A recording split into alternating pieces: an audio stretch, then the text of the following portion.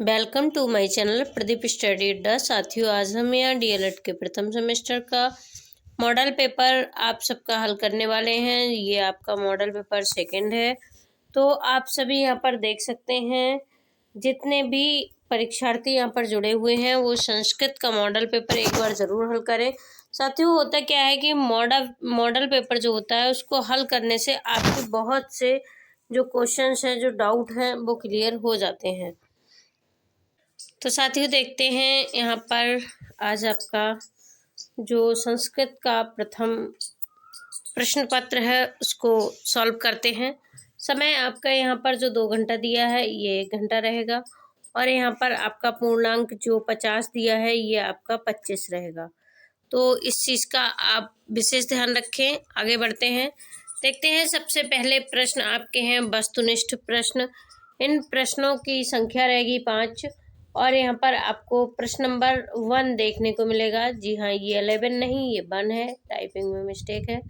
तो साथियों, यहाँ पर आप सभी देख सकते हैं प्रश्न नंबर 1। जी हाँ, प्रश्न नंबर 1 में पूछा गया है, शब्द का ब्रश्वा शब्द का अर्थ है। तो आपका यहाँ आंसर हो जाएगा बैल। जी हाँ, आपका राइट आंसर बैल हो जाएगा। इसी प्रकार सेकंड नंबर पर देखते हैं, गुण, दोष, दशा या अवस्था बताने वाले शब्दों की संज्ञा होती है। तो पूछा गया है जातिवाचक, जिसमें सबसे पहले आपको बता दें, जिस चीज़ से जाति का पता लगता है उसमें जातिवाचक होती है। जिस चीज़ से भाव का पता लगता है उसमें भाववाचक होती है संज्ञा, और जिस चीज़ से द्रव्य मतलब तरल पदार्थों का पता लगता है उसमें द्रव्यवाचक होती है, और जिस चीज़ में समूहों का पता लगता है वहाँ समूहवाचक होती है। तो आप सभी देखिए, गुण, दोष, दशा या अवस्था बताने वाले शब्दों की संज्ञा। तो यहाँ पर आपके गुण भी हो गए, दोष भी हो गए, दशा भी हो गई, अवस्था भी हो गई। आप बूढ़े हैं, जवान हैं, किस प्रकार से हैं। तो यहाँ पर आपका जो राइट आंसर बन रहा है वो हो रहा है सेकंड वाला, क्योंकि यहाँ पर समूहवाचक संज्ञा आएगी। इसमें आप सबकी सारी चीज़ें आ रही हैं, तो ये एक समूह हो गया। तो साथियों, यहाँ पर ये सारे आपके रॉन्ग हैं, और ये जो राइट आंसर है आप सभी इसको नोट कर लें। आगे देखिए, प्रश्न नंबर 3 है। इसमें पूछा गया है कि षष्ठी विभक्ति का चिन्ह है। तो आपको बताना है, ये हर एक एग्जाम में आने वाला प्रश्न है और बहुत ही अच्छा चुनिंदा प्रश्न है कि षष्ठी विभक्ति का चिन्ह क्या है। तो आप सबको बताना है, इसमें से के द्वारा, के द्वारा, या में, पर, या फिर का, के, की। तो यहाँ पर आपका जो राइट आंसर हो जाएगा वो सेकंड वाला हो जाएगा, के लिए। तो ये आपका सही आंसर है। आगे देखिए, प्रश्न आपका है 4। इसमें पूछा गया है पत्तियों में विभक्ति और वचन है। तो आपको बताना है प्रथमा विभक्ति एक वचन है, तृतीय विभक्ति द्विवचन है, सप्तमी विभक्ति एक वचन है, या फिर द्वितीय विभक्ति द्विवचन है। तो यहाँ पर आपका जो राइट आंसर बन रहा है वह आपका हो जाएगा सेकंड वाला, तृतीय विभक्ति द्विवचन। तो आप सभी इसको नोट कर लें। आगे देखिए, प्रश्न संख्या आपकी 5 हो रही है। इसमें पूछा गया है अयाय क्रियापद में प्रयुक्त लकार है। तो यहाँ पर लकार पूछा गया है, आपको बताना है कि यहाँ पर कौन सा लकार है। तो यहाँ पर आपका जो राइट आंसर है वो हो जाएगा थर्ड वाला। जी हाँ, ये आपका बिल्कुल राइट आंसर है, लिट लकार। आगे देखते हैं प्रश्नों को। जैसा कि यहाँ पर आप सभी देख रहे हैं, आपके यहाँ पर अति लघु उत्तरीय प्रश्न दिए गए हैं। तो यहाँ पर प्रश्न नंबर 6, इसमें पूछा गया है निम्नलिखित फल व सब्जियों के नाम संस्कृत में लिखिए। साथियों, क्लास बनाते समय आप सबको ये पढ़ाया भी गया था। तो आप सभी एक तरफ से हिंदी में लिखें और एक तरफ से संस्कृत में लिखें, और लिखकर आपको बताना है। जैसे जामुन को कहते हैं जम्बू, आम को कहते हैं आम्र, इसी प्रकार से कद्दू को कहते हैं कुष्ठमांड, और करेला को कहते हैं कारवेल। इसी प्रकार आप सभी देख सकते हैं, और भी प्रश्न पूछे जा सकते हैं। तो आप सभी और भी नाम जो हैं लर्न कर लें। आगे देखिए, प्रश्न आपका हो गया 7। इसमें पूछा गया है विदुषा शब्द किस विभक्ति और वचन में है। तो आपको बताना है कि चतुर्थ विभक्ति एक वचन में, जी हाँ, विदुषा चतुर्थ विभक्ति एक वचन हो जाएगा। आगे देखिए, प्रश्न आपका हो गया 8। इसमें पूछा गया है, प्रश्न नंबर 8 देखिए, इसमें पूछा गया है पुष्मद शब्द का द्वितीय विभक्ति बहुवचन का रूप लिखें। तो आपका यहाँ पर हो जाएगा युलमान। ये देखिए प्रश्न आपका हो गया 9। इसमें पूछा गया है वृक्ष शब्द का पंचमी विभक्ति बहुवचन का रूप लिखिए। तो पंचमी विभक्ति बहुवचन में आ जाएगा आपका वृक्षेभ्य। आगे देखिए, प्रश्न नंबर आपका हो गया 10। इसमें पूछा गया है हित मनोहरी च दुर्लभम बचा बचा, इस सूक्ति का आशय हिंदी में बताइए या फिर अर्थ हिंदी में बताइए। तो आपको यहाँ पर बताना है कि इस संसार में ऐसा व्यक्ति मिलना कठिन है जो कि आपके हित के लिए भी बोले और उसकी वाणी में कठोरता भी न हो।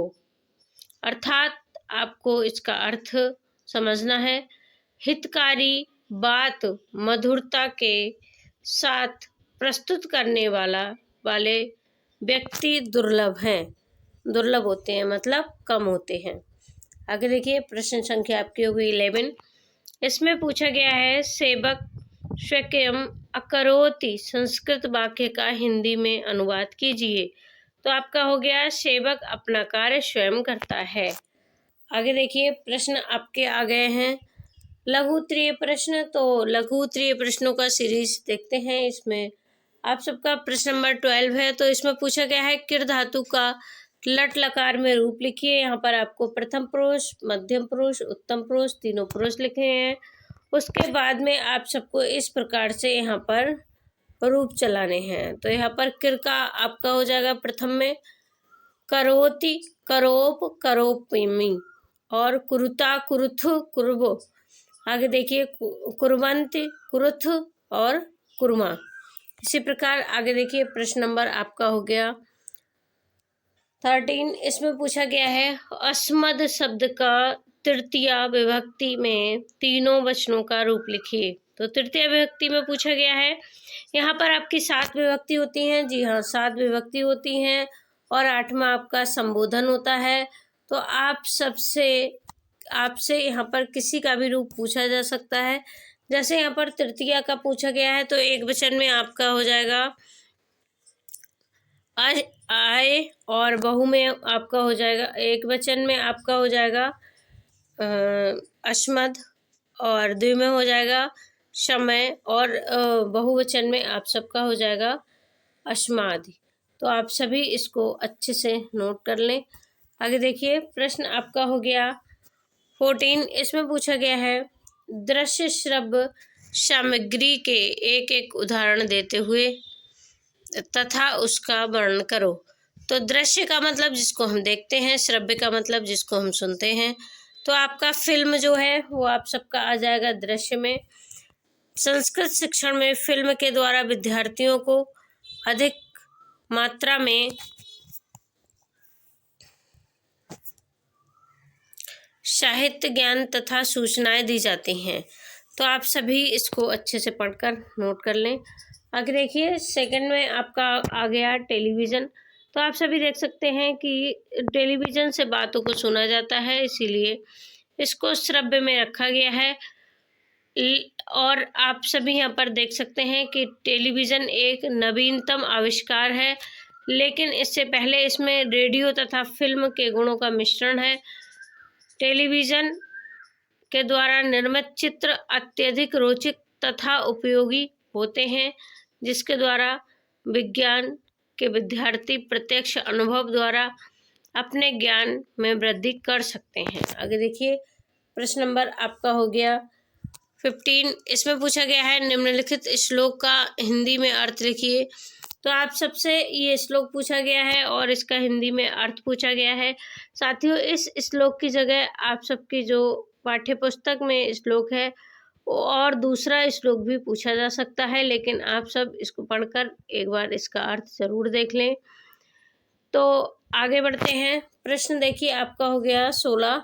इसमें पूछा गया है निम्नलिखित संस्कृत शब्दों को हिंदी में लिखिए। जैसे आपका हो गया गोधूम, तो इसको गोधूम शब्द है, दाक्षा शब्द है, किदलम शब्द है, लोचनम शब्द है, तक्रम शब्द है, केदरी फलम शब्द है, बंदरी फलम शब्द है और आपका षणम। तो इन सब का आप सबको नीचे ये उत्तर देखने को मिल रहा है। आप सभी देख सकते हैं कि फर्स्ट नंबर पे आपका हो गया गेहूं, छाछ यानी मट्ठा, सेकंड वाला, और थर्ड वाला आपका हो गया अंगूर, फोर्थ वाला आपका हो गया केला, 5 वाला हो गया दाल, और 6 वाला हो गया आपका बेर, और 7 वाला आपका हो गया लोचन का आँख। इसी प्रकार से आपका 8 का हो गया चालाक। इसी प्रकार से आगे देखिए। प्रश्न नंबर आपका हो गया 15। इसमें पूछा गया है, प्रश्न नंबर 17 है। इसमें पूछा गया है 15 से 20 तक की संख्या शब्दों में संस्कृत में लिखिए। जैसा कि कल आप सबको क्लास में बताया भी गया था, तो यहाँ पर आपको 20 तक की गिनती लर्न कर लेनी है। आगे देखिए, आपसे पूछा गया है प्रश्न नंबर 18। इसमें पूछा गया है निम्नलिखित वाक्यों का संस्कृत में अनुवाद कीजिए। जैसे आपका फर्स्ट नंबर पे हो गया वृक्ष पर 3 पत्ते हैं, तो वृक्षाम त्रिपत्रम आसीत, वह विद्यालय से आता है, सा विद्यालय आगच्छत, राम के पास 2 फूल हैं, राम समीपम 2 पुष्पम।